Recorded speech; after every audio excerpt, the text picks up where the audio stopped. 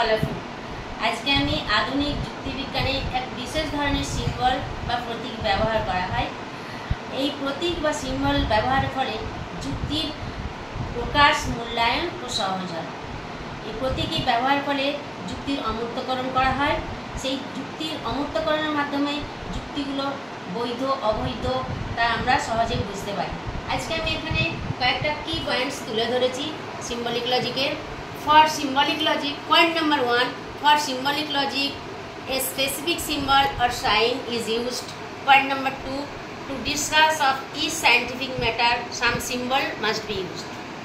The matter can be easily understood by using of symbol and any logic can be systematically proved. Point number 4, the improvement of mathematical things is deeply related to gradual improvement of symbolic logic. Point number 5, in mathematics plus, minus, into, etc. signs are called symbol. Same in logic, P, Q, R, S, T are used as some symbol. Thank you.